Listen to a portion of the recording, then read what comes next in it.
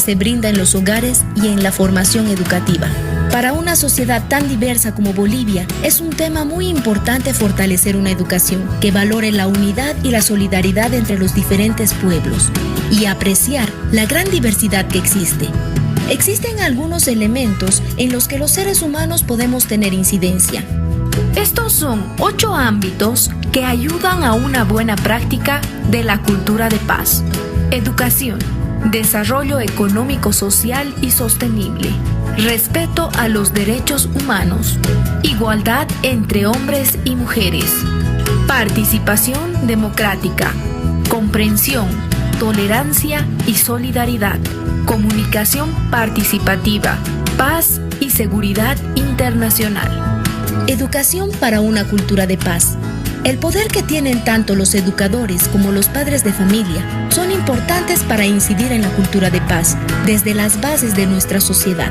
Se debe educar para lograr la unidad en la diversidad social en la que vivimos y de esta manera convivir en una sociedad donde prevalezca la armonía.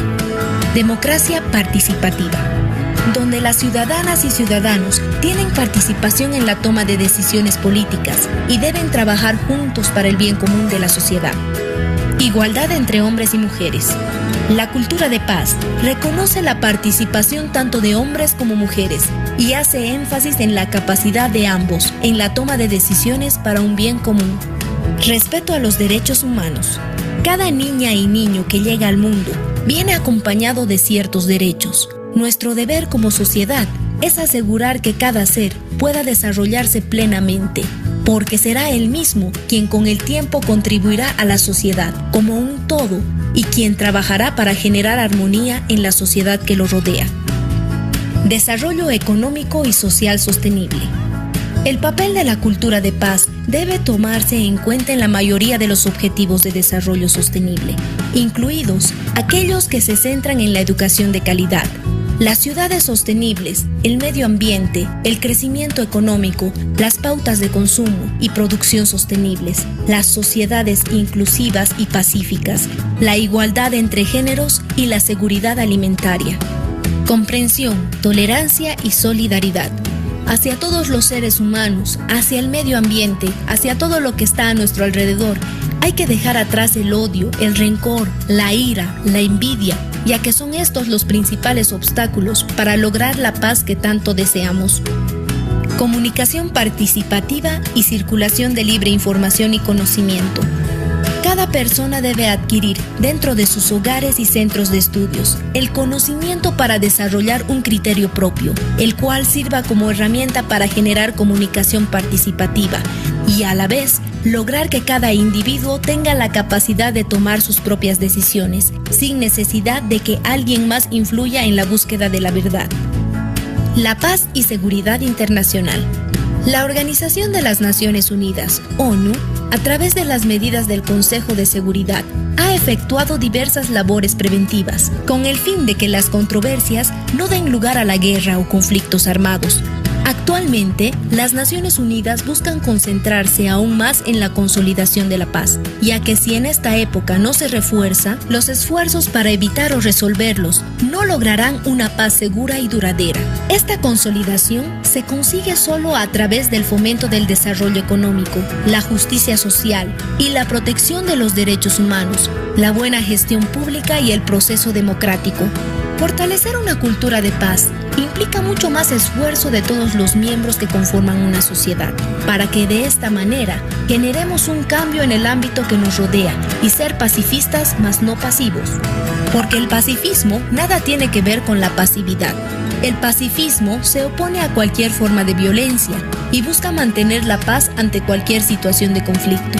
En cambio, la pasividad es una acción que adopta un individuo en la que decide no cooperar ni reaccionar ante una necesidad o situación de conflicto. Entonces, ¿cómo debemos actuar frente a un conflicto promoviendo una cultura de paz? Primero, tenemos que entender que los conflictos no se pueden evitar. Estos son una dinámica normal y continua en nuestra vida, relaciones humanas y comunidades. La cultura de paz, por tanto, busca transformación de las situaciones destructivas y violentas a situaciones constructivas y no violentas. ¿Y cómo se puede lograr esta transformación? Para lograr este cambio constructivo, es necesario entender el conflicto en toda su complejidad. Para ello, debemos analizar profundamente las causas del mismo, los diferentes intereses y las necesidades de las partes involucradas. Esto a través del diálogo, la negociación y una comunicación constructiva. Las personas pueden ser agentes de cambio de sus propios conflictos. Es importante que cada ser que es parte de una sociedad, tanto niñas, niños, jóvenes, mujeres y hombres, tengan la capacidad de poder solucionar sus conflictos y así poner en práctica esta transformación. Y como decía el famoso activista hindú y líder del movimiento no violento Mahatma Gandhi, no hay camino para la paz es el camino.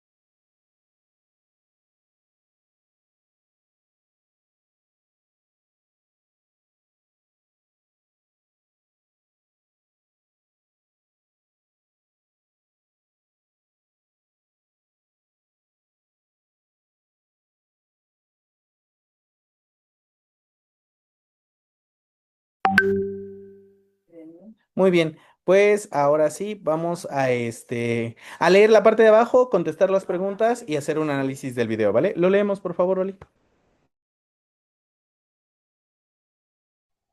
Después de ver el video sobre la cultura de paz, reflexión sobre los siguientes puntos. ¿Habías escuchado este término antes? ¿Cómo se puede formar una cultura de paz en el entorno escolar? Para, para comprender más de qué engloba, revisa los siguientes contextos claves para una educación organizada a la paz.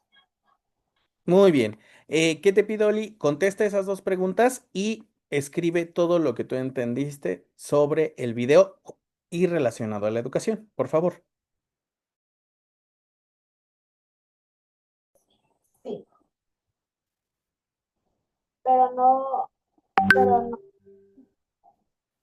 no tanto específico como en el video paso por paso que conforman la paz. ¿Cómo se puede formar una cultura de paz dentro de la educación? Respetando cada regla, respetando al prójimo, respetando los derechos. Los padres tienen que respetar que los niños tienen que ser registrados cuando nacen para tener una educación. Respeto dentro del plantel escolar, respetando reglas y normas dentro del plantel. Creo que eso entraría dentro del respeto dentro de la educación.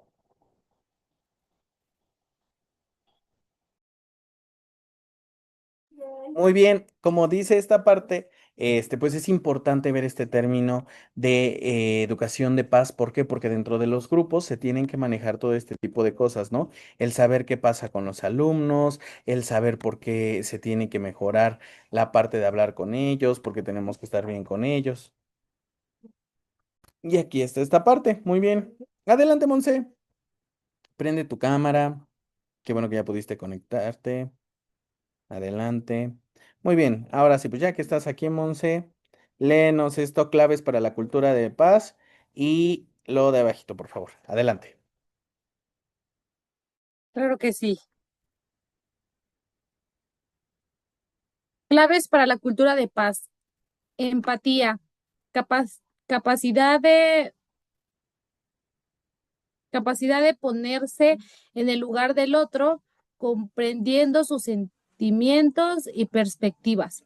Derechos humanos, derechos inherentes a todos los individuos como la dignidad, la igualdad y la libertad. Solidaridad, apoyo mutuo entre personas y comunidades. Responsabilidad, asumir las consecuencias de las acciones propias y contribuir a bienes comunes. Proceso de resolución de conflictos con la ayuda de un mediador imparcial. Justicia social, equidad en los recursos y oportunidad para todos. Valores, principios que guían la forma de actuar, ser y pensar de los individuos y sociedades. Tolerancia, aceptación y respeto por las diferentes culturas religiosas y personales. No violencia, rechazo al uso de fuerza para resolver conflictos. Cohesión social, unidad entre diferentes grupos fortaleciendo los lazos sociales. Sostenibilidad, uso responsable de los recursos naturales.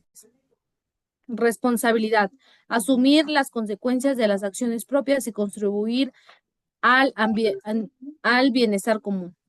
Seguro ya conocías varios conceptos, pero ¿te has preguntado cómo se aplican en la educación? La educación ayuda a crear paz de muchas maneras. Por ejemplo, al enseñar a respetar y a entender a los demás, nos muestra cómo resolver problemas hablando y no peleando. También nos enseña a pensar de manera crítica, a valorar los derechos de todos y a apreciar las diferentes culturas.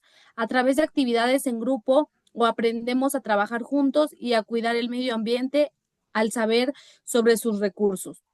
Todo esto nos prepara para ser responsables que ayudan a hacer del mundo un lugar más y justo, más pacífico y justo.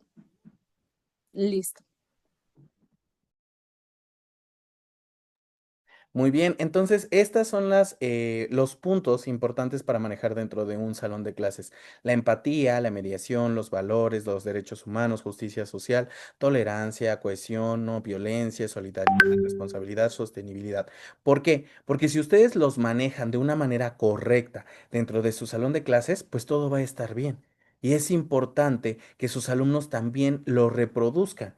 ¿Por qué? Porque si ustedes manejan todos estos y aparte sus alumnos lo empiezan a manejar también, lo van reproduciendo de una manera que cuando llegan a su casa tal vez tengan hermanos mayores y a veces llegan a ser violentos con ellos, ¿no? Con los más chiquitos. Y que dicen, no, porque ya me enseñaron que no te debo de pegar, no debemos de ser groseros entre nosotros. Y así empiezan a crearse una cultura de paz. Es por eso que todo esto viene dentro de... Y aquí nos menciona que tenemos que ver otro videíto, permítanme.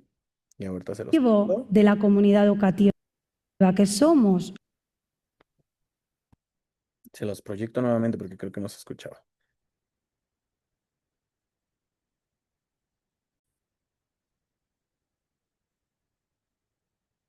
Le prestamos atención. In the college setting, this is your first impression, your first time. You want to put your best foot forward. I'm Lauren.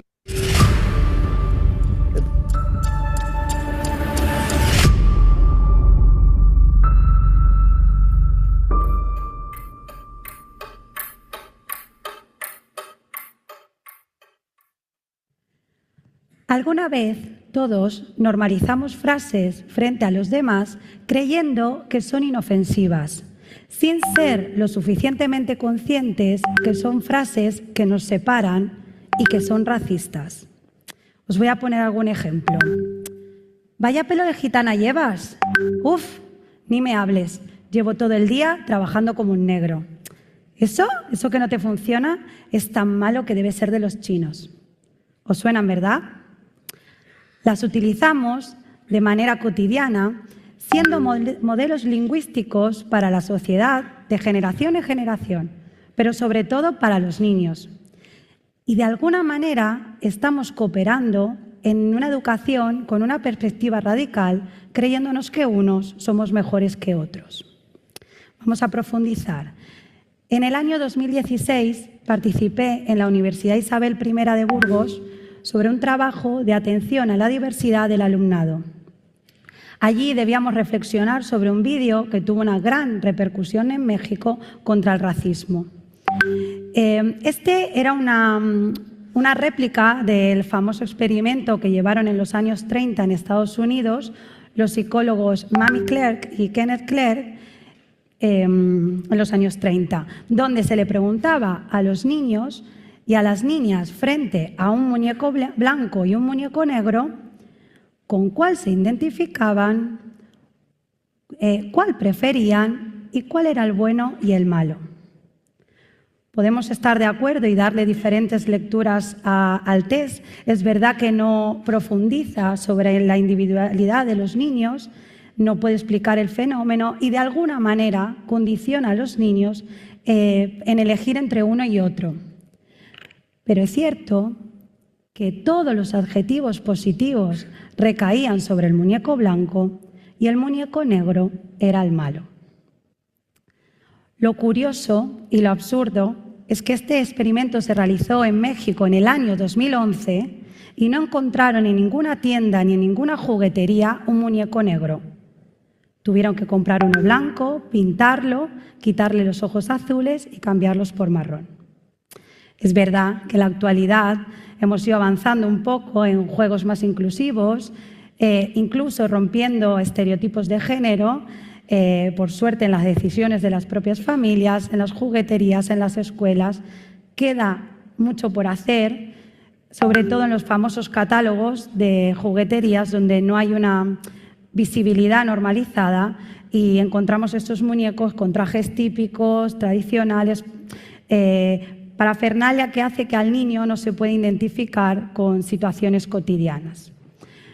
Pero a mí, como maestra en ese momento, volviendo al vídeo, me movió por dentro.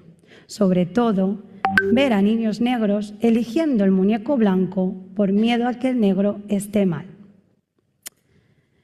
Sin ánimo de replicar otra vez el experimento, pero sí con la curiosidad de saber qué era lo que pasaba a mi alrededor, cogí de mi aula 2 muñecos y realicé las mismas preguntas a 20 niños aquí en Valencia, entre 4 y 8 años, con la premisa que uno se puede identificar con lo que más se le parece.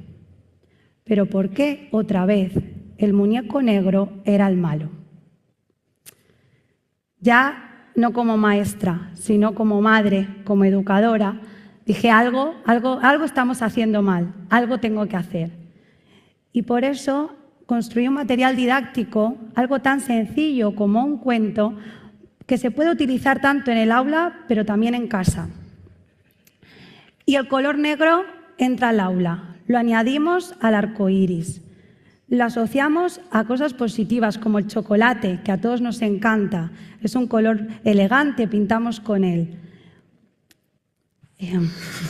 Y dada la repercusión y la aceptación de los coles, al año siguiente decido dar un paso más y escribo sobre otro color que también crea controversia en el aula, y es el color carne. ¿Cuál es el color carne? Si todos tenemos diferentes tonalidades de piel. Como docentes debemos trazar proyectos que nazcan desde el diálogo colectivo, respetando el interés de los niños que puedan experimentar, pero sobre todo que puedan identificarse sin miedo y sentirse seguros. Bajo estas premisas nace la experiencia educativa Un Book Tour para la Paz, con el objetivo de perfilar escuelas de paz, promoviendo un desarrollo local y global, pero sobre todo creando espacios de igualdad activa y entendiendo esta atención a la diversidad, abordando la diversidad como un valor que nos enriquece. La experiencia consiste en que el centro recibe 30 lápices de las diferentes tonalidades de la piel y el material educativo, que durante 3 semanas deberán trabajar de forma libre talleres, actividades, jornadas solidarias, patios inclusivos, utilizando un lenguaje inclusivo, creatividad al poder, y al finalizar se lo envían al colegio siguiente para continuar el tour por el país. En la actualidad, 20 centros de España participan de esta experiencia en la etapa de educación infantil, primer y segundo ciclo, etapa primaria, un instituto de formación profesional de la familia infantil donde están los futuros educadores, escuelas rurales, centros de difícil desempeño y también esta experiencia está implementada en Latinoamérica en escuelas de Argentina, de Uruguay y Colombia.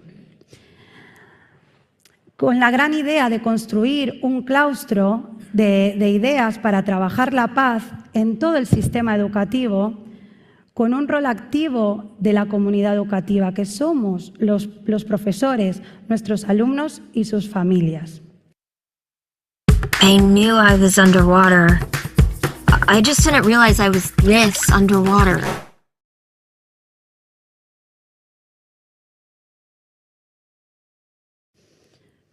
Vivimos en un mundo lingüístico. Interactuamos constantemente creando realidades y posicionándonos frente a ella. Utilizamos el lenguaje como mediador social, pero justamente la normalización de las expresiones crean prejuicios y estereotipos y le dan voz a prejuicios que nos creemos libres. Vuelvo con ejemplos. Hoy tuve un día negro.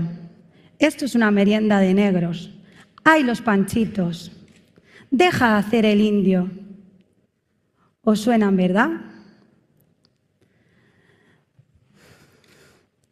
Podemos, entre todos, cambiar, revalorizar el poder de la palabra, su fuerza, su esencia, su impacto.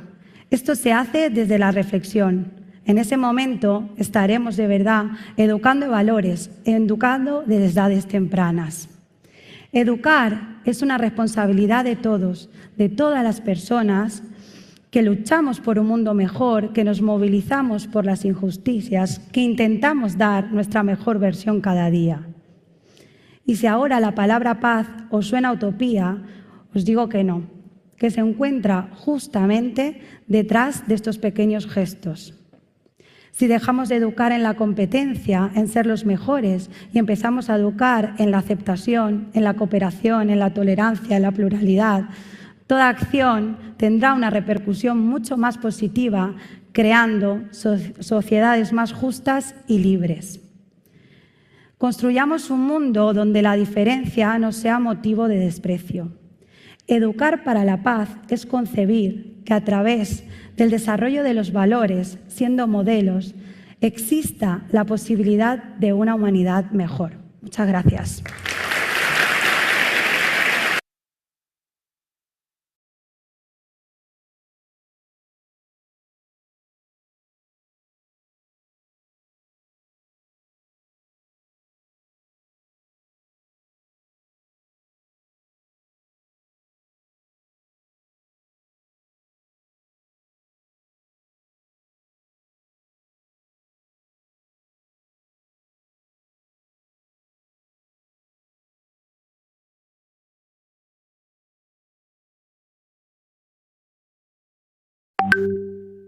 Muy bien. Dentro de ese video vemos que habló sobre todas estas claves, la autora, ¿verdad? Creo que sí han visto como tal el experimento de los niños, del que ella habló, de los nenucos que les ponen a los niños de ¿cuál escoges, el blanco o el negro? ¿Y qué dice un niño? ¿Alguien recuerda que algo particular de un niño que también es morenito y que escoge el blanco y le preguntan ¿por qué lo escogiste? Y él dice porque el morenito es malo, ¿no? Y digo, pero qué gran controversia hay, porque él también es morenito. ¿Qué es lo que pasa ahí? Nos damos cuenta que a veces idealizamos a las personas, ¿no? Idealizamos desde que son pequeños los niños a decir, no, lo blanco es bueno, lo blanco es esto, lo blanco el otro, el morenito no, el monito no. Y si vamos a una escuela particular, a veces llega a pasar más, ¿no? A mí me tocó escuchar en algún momento eso, hasta por partes de una maestra, de que decía, no, es que ese niño es muy morenito, yo no lo voy a atender. Y no lo atendía. Fue boletinada, sí fue boletinada, porque como maestros no podemos discriminar a nadie. Imagínense si hubiera estado ahorita esta ley de la inclusión, pues yo creo que esa maestra hubiera perdido en ese momento su cédula. Ese video trata sobre eso, dar a entender que a veces tenemos que ocupar diversas técnicas, formas, foros, actividades, talleres, como le decía la congresista, para poder unificar y hacer conciencia en cada uno de nuestros alumnos. Continuamos con técnicas grupales para una educación de paz, por favor, Oli.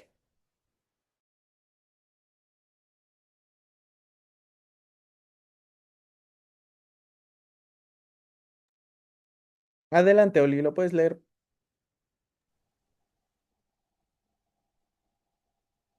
Ya sea como temas transversal, como asignatura propia o como plan de conveniencia.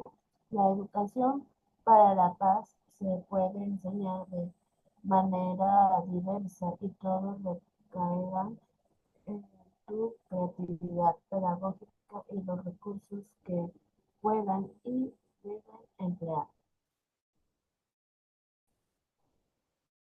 A, a continuación te brindaremos ejemplos de técnicas. 1. Rincones de paz. Crear un espacio en el aula para que los estudiantes se calmen y reflexionen. 2.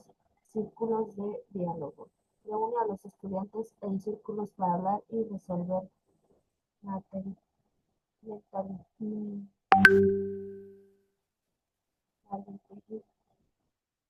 malentendidos. 3.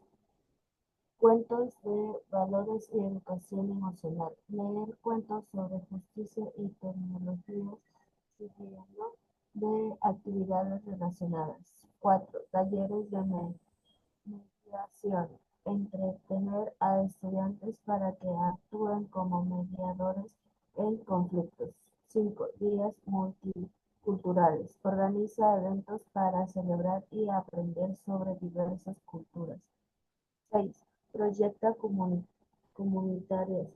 Involucra a los estudiantes a actualizar acciones que deberían a la comunidad. 7. Simulacro de conflictos. Dramatizar conflictos y prácticas soluciones pacíficas.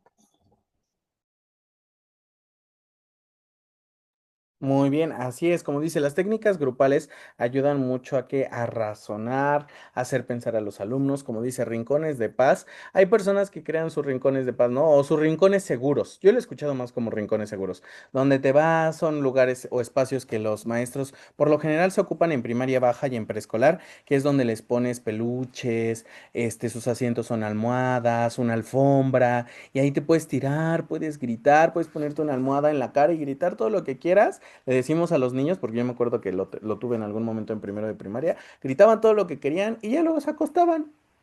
Y ya, ¿no? Como que sacaban todo ese estrés, todo ese estrés, todo ese estrés y abrazaban un peluche. Entonces le decíamos, abraza el peluche que más quieras.